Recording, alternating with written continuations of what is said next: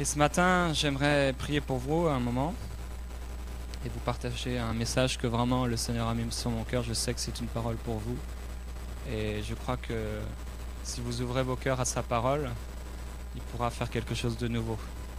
Je vais prier pour vous maintenant. Seigneur, merci pour ta parole parce qu'elle est puissante et extraordinaire. Ta parole change nos vies. Ta parole change nos circonstances. Merci parce que tu dis dans ta parole que celui qui a le cœur ouvert, Seigneur, tu lui parles. Tu n'es pas un Dieu muet, tu n'es pas un Dieu sourd, mais tu es un Dieu qui agit aujourd'hui encore. Tu es un Dieu qui te manifeste. Merci pour la présence du Saint-Esprit. Merci pour ta présence, Jésus. Merci, Père, parce que tu nous aimes parfaitement. Et ce matin, tu veux toucher ton peuple. Merci, Seigneur. Amen. On va aller dans la parole de Dieu, dans Matthieu 16. Je remercie le pasteur et les responsables pour leur invitation à vous communiquer l'évangile. Quand on invite quelqu'un, c'est toujours un peu délicat parce qu'on ne sait pas ce qu'il va dire. Et on ne le connaît pas forcément bien, mais ça va aller. Dans Matthieu 16,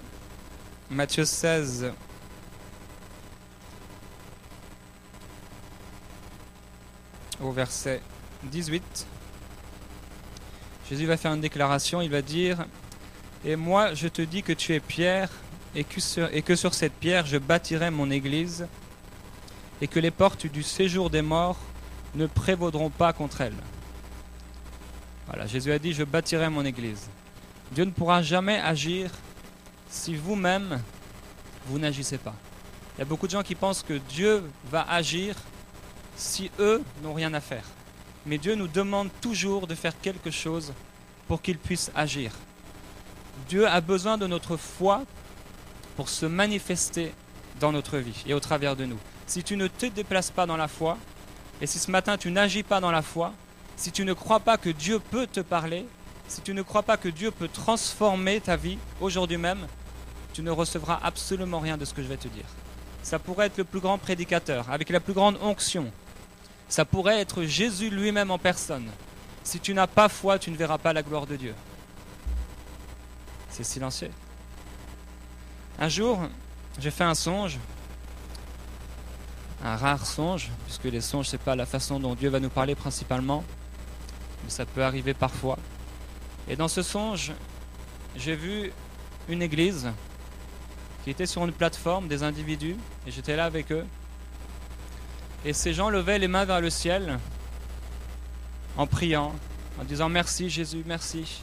Une femme disait « Ce sera comme ça au ciel ». Et les gens priaient et remerciaient Dieu. Et au fur et à mesure du temps, les gens devenaient congelés. Ils n'arrivaient plus à se déplacer. Ils n'arrivaient plus à parler. Et moi-même, je commençais à être congelé, à être pris. Et pourtant, j'étais dans une église. J'étais congelé et je bougeais et je disais je ne veux pas rester là, je ne veux pas rester là. Ça peut paraître étrange. Et au bout d'un certain temps, j'ai réussi à sortir de cette esplanade et à voir ces gens. Et en fait, ces gens, une fois congelés, étaient amenés sur une sorte de tapis roulant. Et au bout de ce tapis roulant, vous savez, comme dans les usines, il y a un tapis qui est là. Et ces gens étaient transportés. Et au bout de ce tapis roulant, il y avait des gens qui servaient le diable, qui faisaient de la bouillie avec ces chrétiens. Et Dieu m'a clairement montré qu'il y a beaucoup de chrétiens, beaucoup de gens partout dans le monde, qui vivent une vie chrétienne, qui est une fausse vie chrétienne. Des gens qui disent Alléluia, gloire à Dieu. Des gens qui prient, mais qui vivent une fausse vie chrétienne. Des gens qui marchent par habitude. Des gens qui marchent par des façons de penser qui ne sont pas les façons de penser de Dieu. Des gens qui disent « Ah, c'est le moment de dire Alléluia, alors je vais dire Alléluia. C'est le moment de prendre la Sainte Seine, je prends la Sainte Seine. C'est le moment de me lever, je me lève. » On peut leur dire lève les mains vers le Seigneur, ils lèvent les mains vers le Seigneur. On peut leur dire prie, ils prient. On peut même leur dire danse, et ils danseraient peut-être. Beaucoup de chrétiens sont semblables à ces gens sur cette plateforme, en train de congeler et de penser qu'ils sont dans la vérité, alors qu'ils sont dans l'erreur. Jésus a parlé à des gens qui étaient dans l'erreur. Il était entouré de personnes qui étaient dans l'erreur et qui pensaient être dans la réalité. Et aujourd'hui, il y a beaucoup de chrétiens, et je dois dire beaucoup de chrétiens évangéliques, qui pensent, parce qu'ils sont dans une église évangélique, parce que la parole de Dieu est véritablement prêchée, effectivement, qu'ils sont dans la vérité. Mais comme a dit un homme, ce n'est pas parce que vous allez dormir dans un garage que le lendemain, vous allez être transformé en voiture. Ce n'est pas l'endroit dans lequel vous êtes qui fait ce que vous êtes. Ce n'est pas parce que vous êtes dans une église, même depuis 50 ans, que vous êtes un chrétien comme Dieu aimerait que vous soyez. Beaucoup de gens sont comme cette pomme que le frère a montrée. Comme ça, de loin, peut-être la personne au fond, elle pourrait penser que j'ai une vraie pomme dans ma main. Dans toutes les églises du monde, j'ai l'impression, on a des bouquets comme ça. Ils paraissent être vrais, mais ils sont faux. Il y a même, vous savez, des bouquets maintenant qui sentent quelque chose. Et on se demande même s'ils sont vrais. On est obligé de les regarder de près. Est-ce que c'est des vrais? Moi-même, j'ai demandé à ma femme, est-ce que tu penses que c'est des vraies fleurs? Et vous pouvez les sentir, et parfois ils ont l'odeur même des roses ou des fleurs qu'ils imitent. Et dans les églises, il y a toujours des chrétiens qui sont comme ces fleurs. On a l'impression qu'ils sont chrétiens. On a l'impression que ce sont des disciples de Jésus-Christ. On a même presque l'impression, par leur langage, parce qu'ils parlent des choses qui sont dans la Bible, qu'ils ont l'odeur de Jésus-Christ. Qu'ils ont l'odeur d'un véritable disciple de Jésus-Christ. Beaucoup de gens sont semblables à ces fleurs mortes dans les églises qui imitent la vie chrétienne. Beaucoup de gens pensent avoir une vie chrétienne réelle. Mais en fait, ils marchent complètement dans des façons de penser, dans des choses qu'ils ont imaginées, des pensées qu'ils se sont faites. Ils se sont créés un univers. Il y a des gens qui se créent un univers. Ça peut être par l'oppression, ça peut être par la peur. Des gens qui tout le temps regardent derrière eux parce qu'ils pensent qu'ils sont suivis. Et ils s'imaginent des choses et ils pensent que c'est la réalité. Et pourtant, ce n'est pas la réalité. Il y a certaines personnes qui suivent la foule. Ils suivent l'effet de masse. Mais ils le font par imitation. On leur dit donc, levez les mains, ils lèvent les mains, etc. Mais ils le font par imitation. D'autres personnes, ils font aussi les choses par obligation. Ne faites jamais rien par obligation dans votre vie spirituelle. Vous savez, Dieu répond au cœur. Dieu ne répond pas à quelque chose parce que vous le faites par obligation. Si je me sens obligé de prier, si je me sens obligé de lire la Bible, je serai comme cet homme qui lit sa Bible tous les ans et toute sa vie sans jamais trouver Jésus-Christ. Comme ces pharisiens qui connaissaient l'Ancien Testament, mais qui n'avaient pas trouvé l'auteur de l'Ancien Testament. Dans la vie chrétienne, rien ne doit être fait par obligation. Il n'y aura aucun fruit surnaturel dans l'imitation. Et ce qu'on veut, ce sont des fruits surnaturels. Si vous êtes ici ce matin, j'aimerais et je crois que c'est pour porter du fruit. Malheureusement, beaucoup de gens sont comme des arbres morts et cet arbre mort ne portera jamais de fruits. Ne portera jamais de fruits. Vous pourrez rester toute votre vie en train de le regarder et toute votre vie en train de penser qu'il va porter du fruit. Vous êtes en train de regarder un arbre mort. Il ne portera jamais de fruits. Jamais de fruits. Les chrétiens spiritualisent trop de choses. Ils voient Dieu partout. Ils voient le diable partout aussi. Le diable dans le clou sur lequel ils ont marché. Le diable dans leur lave-vaisselle qui ne fonctionne plus. Le diable dans leurs problèmes de voiture. Le diable dans leur facture d'électricité trop élevée. Et de la même façon, ils voient Dieu partout. Ils voient Dieu dans leur place de parking. Ici, il y a des places de parking partout, mais à Paris, si vous habitez à Paris ou même à Montréal, c'est pas facile tout le temps. Mais il y a des chrétiens qui pensent que, oui, Dieu m'a réservé cette place de parking. Et pourtant, quand on regarde leur vie, on se dit, waouh, Dieu leur réserve une place de parking, mais si Dieu prend le temps de nous réserver une place de parking, je pense qu'il devrait se passer des choses dans nos vies. Effectivement, je pense que Dieu peut faire en sorte qu'on soit inspiré pour aller dans une place ou une autre. Mais une personne qui ne vit rien avec Dieu n'aura pas de place de parking VIP. Certains pensent que Dieu est dans leur bon d'achat au Walmart, que Dieu est ici et là, que Dieu est dans des rentrées d'argent inconnues sur leur compte. Dieu n'est pas un faussaire, vous savez. Les gens ils disent, j'ai eu de l'argent, mais je ne sais pas d'où ça vient. Oh, gloire à Dieu. Vous pensez que Dieu a construit de l'argent comme ça? Qu'il a faussé de l'argent? Qu'il a volé à la Banque de Montréal? Ou à la Banque du Canada? Non. Et en fait, ils s'inventent une vie chrétienne pour pallier à leur zéro fruit dans leur vie spirituelle. Ils s'inventent une vie chrétienne où il va se passer quelque chose, où il se passe des choses.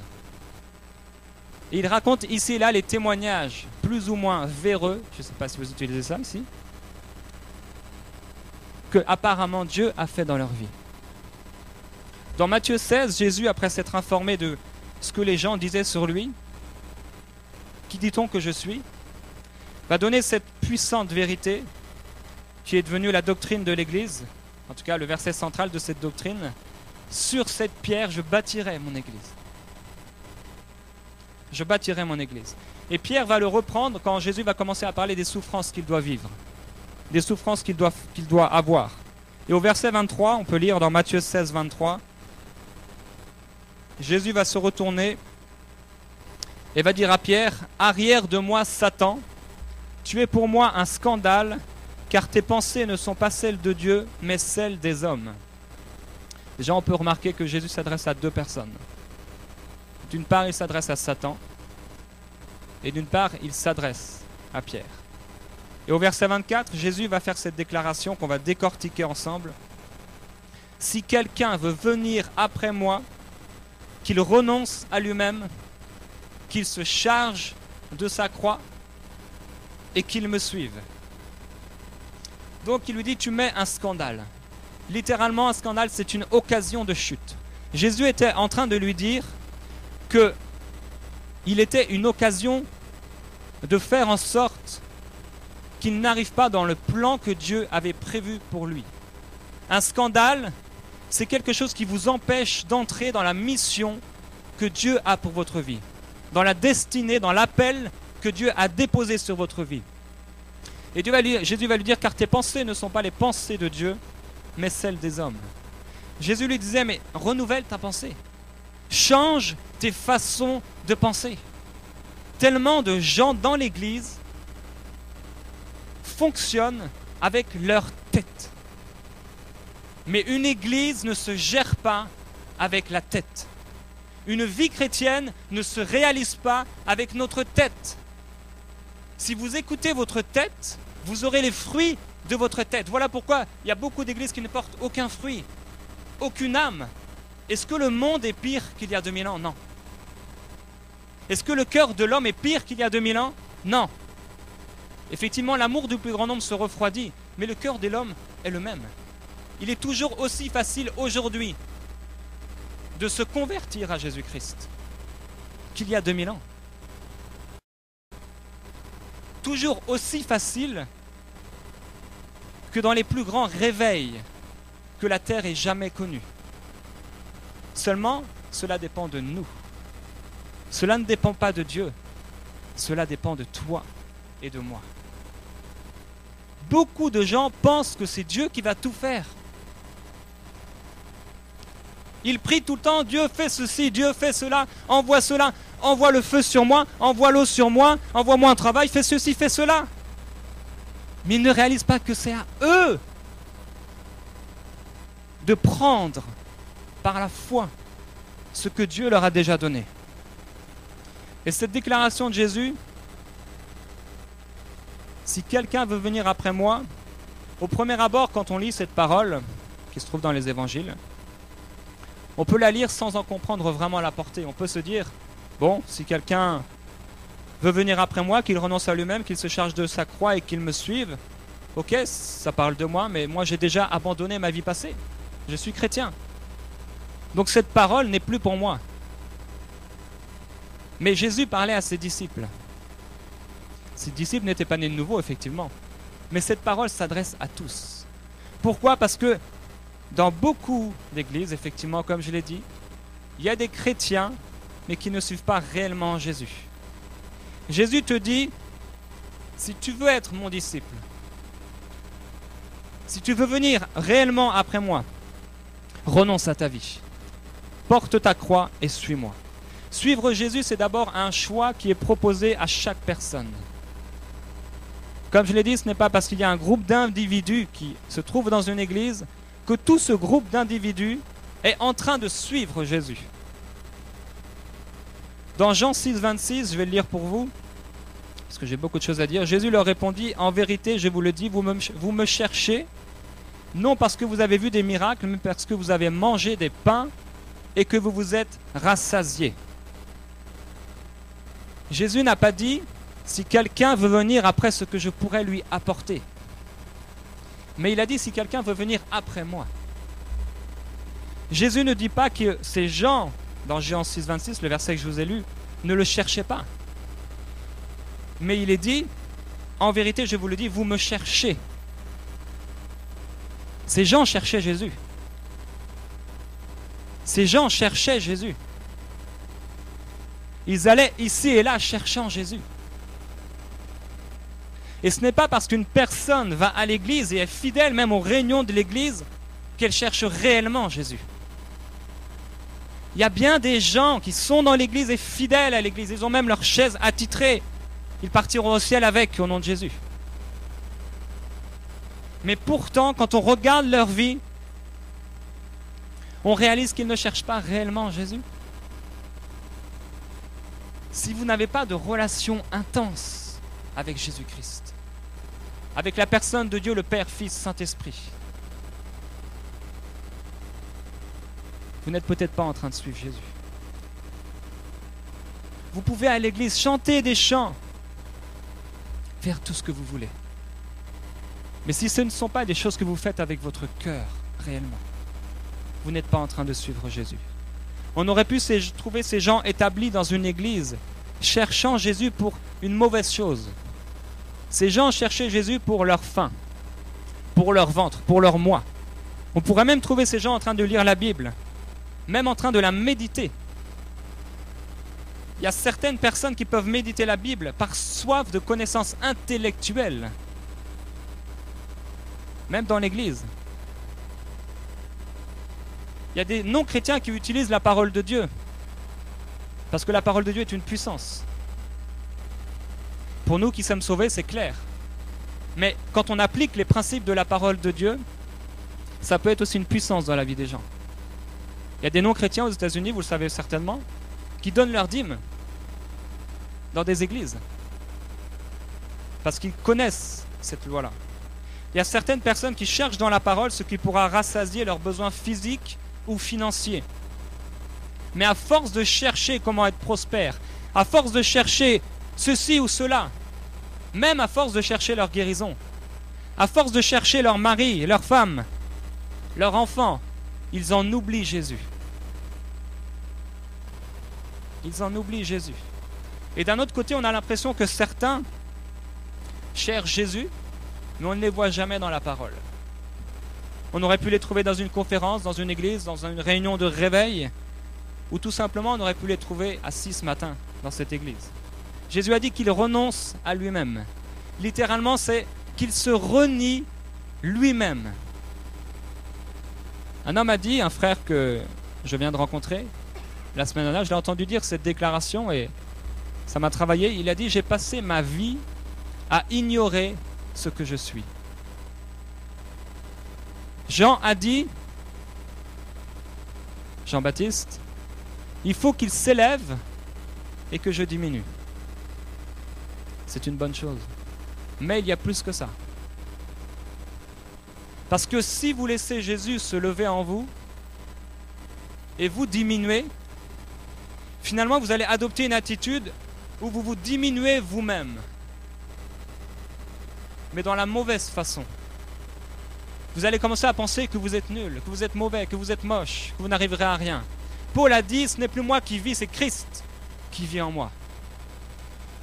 Paul avait découvert un principe encore plus grand, une étape plus grande que celle de Jean-Baptiste. Ce n'est plus moi qui vis, c'est Christ qui vit en moi. Notre identification en Christ, ce qu'on est réellement en Christ, c'est se renier et laisser Jésus vivre en nous. Normalement, on ne devrait plus te voir. Tu es mort en Christ. Et ta vie est cachée en Christ. Ce n'est plus moi qui vis, mais c'est Christ qui vit en moi. Mais c'est dur pour beaucoup de laisser Jésus se manifester. C'est dur pour beaucoup parce que c'est moi, mon mais. Ils vivent pour eux-mêmes. Jésus a dit à un homme riche, si tu veux être parfait, va, vends tout ce que tu as, tout ce que tu possèdes. Donne-le aux pauvres et tu auras un trésor dans le ciel, puis viens et suis-moi. Voilà un homme qui était prêt à suivre Jésus. Mais Jésus a été radical avec lui. Il lui a dit, quitte tout, lâche tout, vends tout. Vends tout ce que tu places au-dessus de moi. Tout ce que tu as dans tes pensées, dans ta vie au-dessus de moi, enlève-le, quitte-le. Cet homme cherchait la vie éternelle. Il cherchait la vie éternelle, c'est écrit. Et si cet homme était aujourd'hui un tel homme, il participerait aux réunions de l'Église. Il ferait peut-être même de l'Église sa deuxième maison. Mais Jésus a été radical avec lui. Aujourd'hui, quel pasteur empêcherait une personne qui cherche la vie éternelle d'assister aux réunions de l'Église ? Parce que cette personne a un problème avec l'argent. Aujourd'hui, quel pasteur empêcherait une personne qui cherche la vie éternelle de venir à l'église s'il a quelque chose qu'il place au-dessus de Dieu? Mais Jésus lui a dit de tout vendre, de démontrer son changement de vie en donnant, en posant un acte concret et ensuite seulement de le suivre en portant sa croix. Aujourd'hui, on accepte toutes sortes de personnes dans l'église. On accueille tout le monde. On ouvre la porte à tous ceux qui veulent entrer.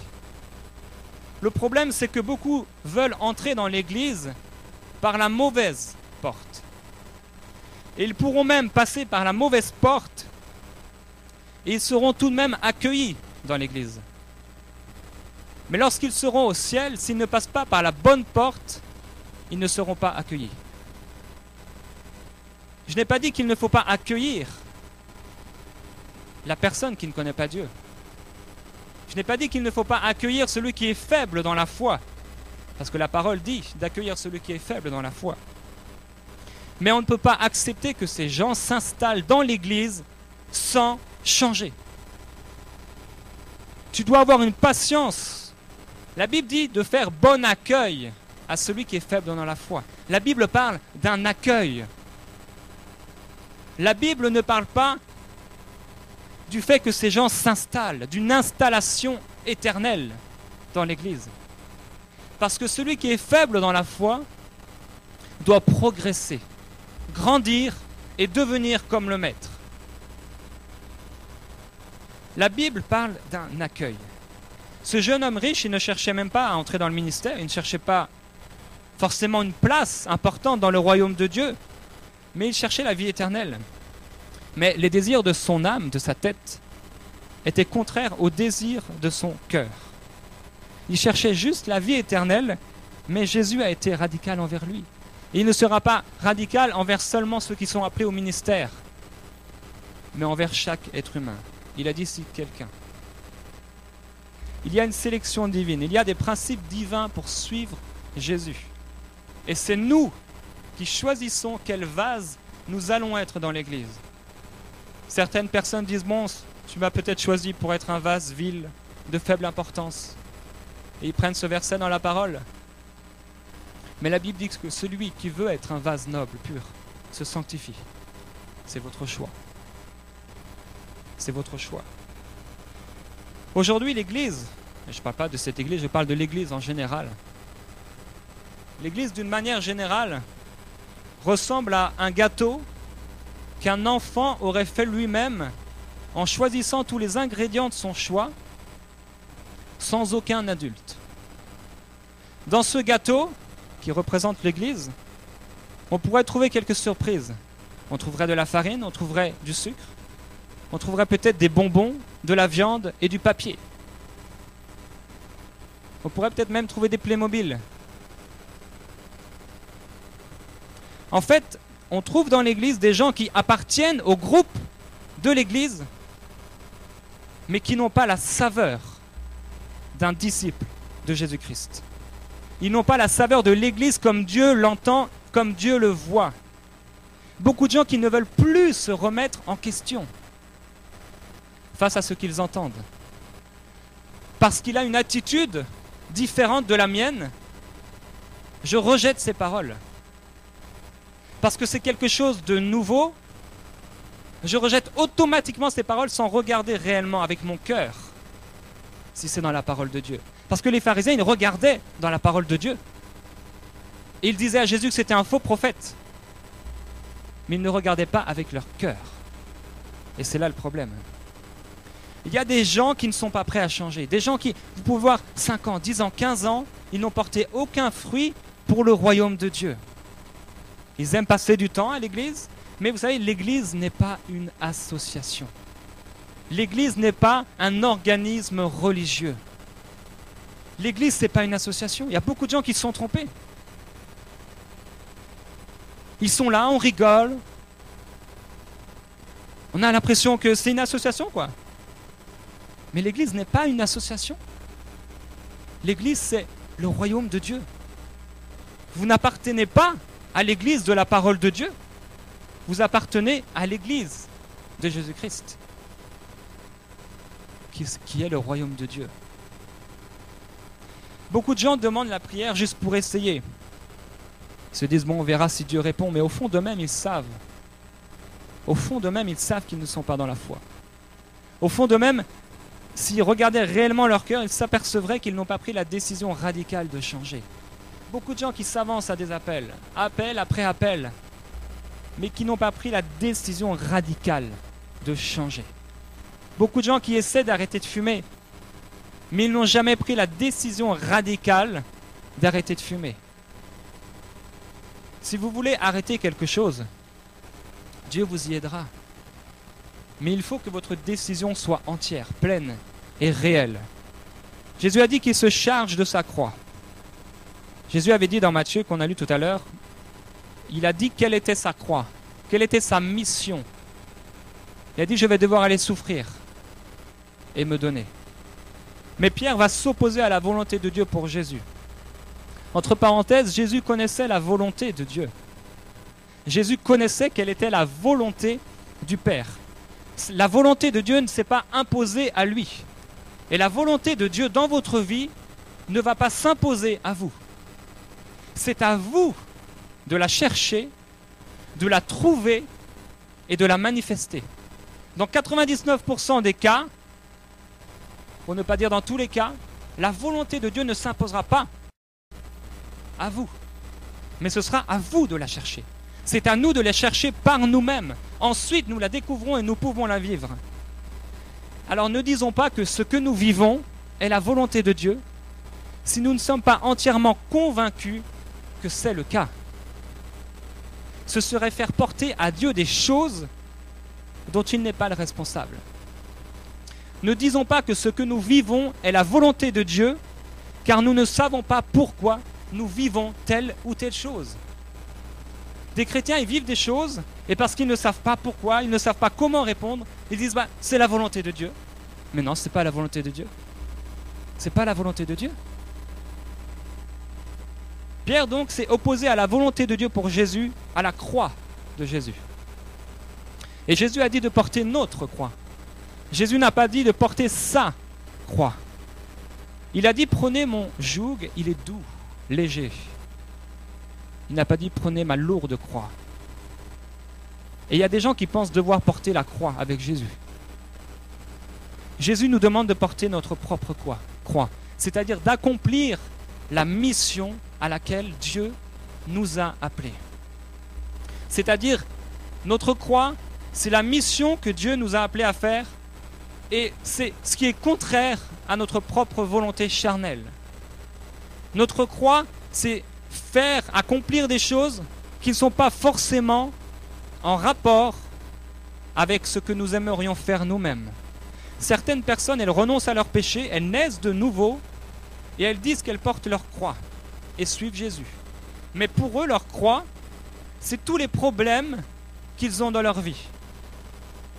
Si je n'ai pas de travail, c'est parce que je suis chrétien. Si je suis malade, c'est parce que je suis chrétien. C'est certainement une écharde de la chair, comme Paul a eu. Mais qui sommes-nous pour nous comparer à Paul? La croix a été croix dans la vie de Jésus à cause de l'appel que Jésus avait. Dieu ne te demandera pas de porter la croix de Jésus parce que c'était la mission de Jésus. Et Dieu ne te demandera pas de porter une croix aussi grande, aussi forte, aussi difficile à porter que celle de Jésus, parce que Jésus avait son propre appel. Et tu as ton propre appel particulier que Dieu avait établi avant la fondation du monde. Il avait réfléchi à quelque chose de précis et de particulier pour toi. La Bible dit, je connais les projets que j'ai formés pour ta vie. Non seulement une espérance, mais un avenir. Jésus, Dieu le Père, Dieu le Fils et Dieu le Saint-Esprit, à l'origine des temps, a fait une réunion pour établir un plan dans lequel tu devais entrer. Des choses très particulières, très précises, un chemin tout particulier que tu devrais prendre. Il y a eu beaucoup d'études sur les chartes de Paul, mais Paul va dire, à cause de ces révélations, il m'a été mis une écharde dans la chair. À cause de ces révélations. Paul n'a pas eu d'écharde dans la chair, alors qu'il accomplissait même des miracles. Alors pourquoi vous attendez-vous à avoir une écharde dans la chair alors que vous n'accomplissez aucun miracle? Paul n'a pas eu d'écharde dans la chair alors que même il avait rencontré Jésus, tombé sous la puissance de Dieu. Il n'avait pas eu d'écharde alors qu'il avait des révélations de la parole de Dieu. Mais il a été au 3e ciel. Il a vu Jésus face à face. Il a eu une extraordinaire révélation de Jésus-Christ qu'aujourd'hui, 2000 ans après, nous prêchons. À cause de cette révélation, il m'a été mis une écharde. Si tu penses porter les fruits que Paul portait, il y aura peut-être une écharde dans ta vie. Mais il y a beaucoup de chrétiens qui ne portent aucun fruit, rien du tout. Une âme ici, peut-être, dans leur vie. Et ils disent, oh, ce que je vis, c'est certainement l'écharde de Paul. Mais pas du tout, à cause de ces révélations. Quand tu seras monté au 3e ciel, quand tu auras vu Jésus-Christ face à face, quand tu auras une révélation qui transformera le monde entier, peut-être qu'il te sera mis une écharde dans la chair. Il n'a pas eu d'écharde pendant ces longues années. Des miracles, des prodiges, des guérisons. Il est le seul d'ailleurs à avoir dit qu'il avait une écharde dans la chair. Peut-être vous vous dites, je suis un 2e Job alors. Parce que quand on voit l'écharde, après, on voit Job. Mais Dieu lui-même a dit de son trône de gloire, et ça se passait vraiment là, dans la présence de Dieu, il a dit lui-même de Job, il n'y a pas un seul homme sur terre qui soit comme mon serviteur Job. Si tu penses qu'il n'y a pas une seule personne qui soit aussi intègre que toi, alors peut-être il t'arrivera ce qui est arrivé à Job.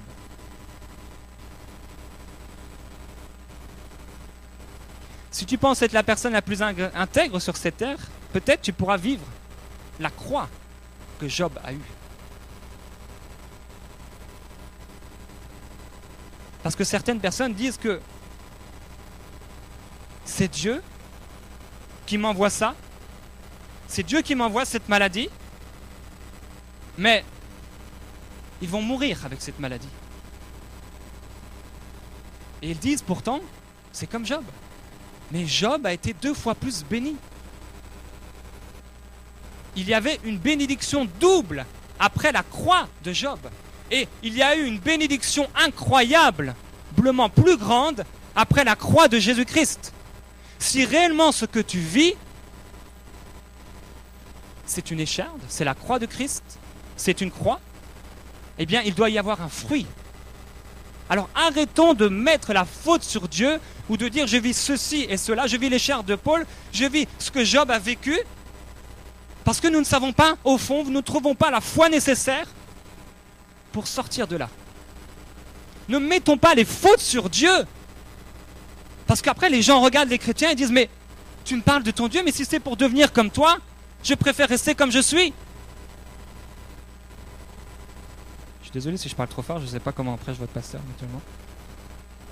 Mais chacun a son style. Parler doucement, c'est très bien. Chacun a son style. Et donc nous avons dit que porter notre croix, c'est accomplir les plans de Dieu pour notre vie personnelle.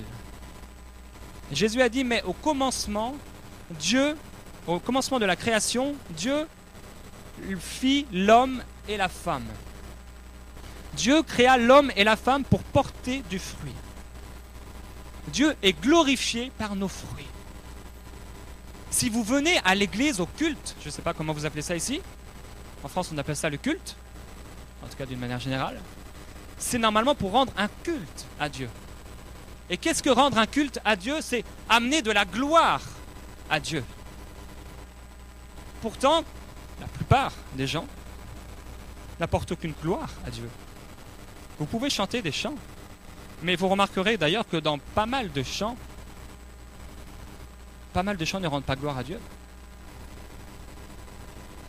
Quand dans vos chants vous parlez à votre voisin, oh que Dieu te bénisse, ceci, cela, vous n'êtes pas en train de rendre gloire à Dieu. Vous êtes en train de bénir votre voisin, effectivement. Vous n'êtes pas en train d'apporter la gloire à Dieu.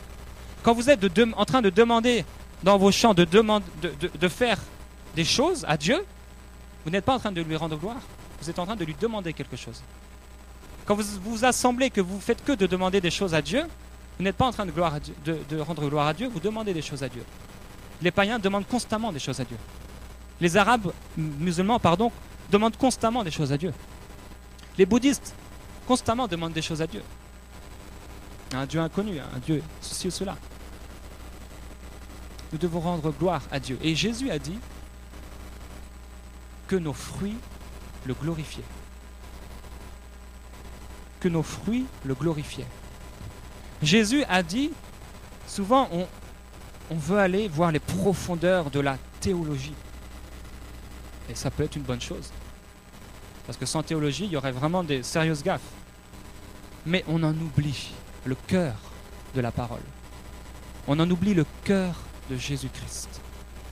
On oublie les simples paroles que Jésus a données. Jésus a dit, je vous ai établi afin que vous portiez du fruit. Et, pas un seul fruit, mais que votre fruit, il demeure. Voilà pourquoi Jésus nous a établis. C'est un message vraiment simple, de base, mais que beaucoup ne vivent pas. Dans Romains 12, au verset 1, vous n'êtes pas obligé d'y aller.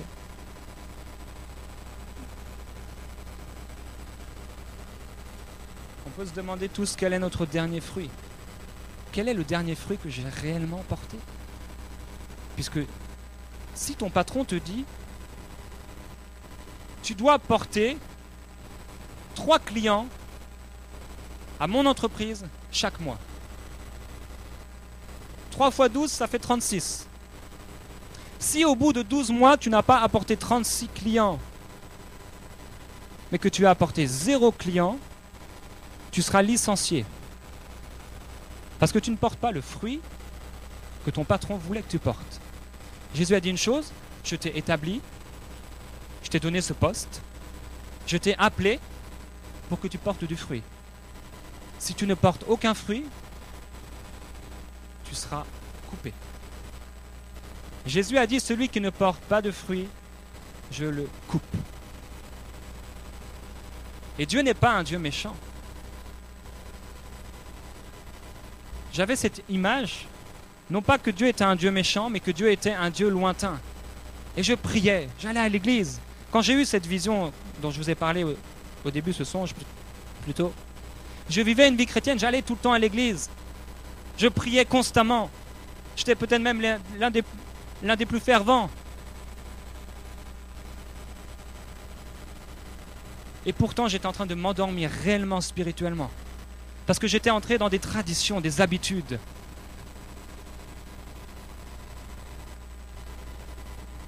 Et il y a beaucoup d'habitudes dans l'Église. Beaucoup d'habitudes. Beaucoup de choses qui sont faites parce que c'est l'heure de le faire. Dans Romains 12, 1, « Je vous exhorte donc, frères et sœurs, par les compassions de Dieu, à offrir vos corps comme un sacrifice vivant, saint, agréable à Dieu, ce qui sera de votre part un culte raisonnable. » Voilà encore l'objet d'un culte. Dans Galates 2:20, « Je suis crucifié avec Christ et ce n'est plus moi qui vis, c'est Christ qui vit en moi. Ma vie présente dans la chair, je la vis dans la foi du Fils de Dieu qui m'a aimé et qui s'est livré lui-même pour moi. » Ma vie présente dans la chair. Nous avons été crucifiés avec Christ dans notre esprit. Mais notre vie sur terre et notre âme, nos façons de penser, c'est un travail quotidien que Dieu nous demande d'avoir. Beaucoup de gens ne veulent pas mourir comme ce grain de blé. Beaucoup ne veulent pas se donner. Beaucoup ne veulent pas se dévoiler. Un homme de Dieu a dit un jour, « Ceux qui ne veulent pas déranger se rangent. » Et ils sont nombreux à vouloir et à se ranger. Quand j'ai entendu cette parole, j'ai commencé à me dire, mais Seigneur, dans ma vie chrétienne, je me range. Quand je viens à l'église, je me range, je m'assois. Il y a quelque chose en moi, pourtant, à la maison, je vis quelque chose. À la maison, je peux danser de joie, je peux crier de joie. Mais quand je suis dans l'église, je me range. Je deviens comme la personne qui est à droite et comme la personne qui est à gauche. Mais si la personne à ta droite et à ta gauche se trompe, pourquoi voudrais-tu ne pas manifester ce que Dieu a mis en toi? Beaucoup de gens se rangent, ils deviennent comme les autres. Exactement comme ces gens qui sont congelés et amenés comme dans une société où on fabrique des boîtes de conserve de petits pois. Et ils deviennent paf, paf. Ils avaient tous leur personnalité, ils avaient tous des appels différents, mais ils deviennent les mêmes. Paul a dit, devenez mes imitateurs, effectivement. Mais une fois de plus, il pouvait le dire. Il pouvait réellement le dire. Et Paul regardait à Jésus-Christ. Nous devons libérer qui nous sommes réellement. Nous devons haïr notre vie, notre ancienne vie, et nous donner. Je dois crucifier ma chair.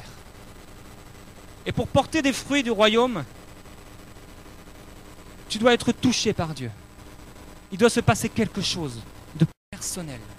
Quelque chose dans ta chambre de prière. Il n'est pas trop tard pour être touché par Dieu.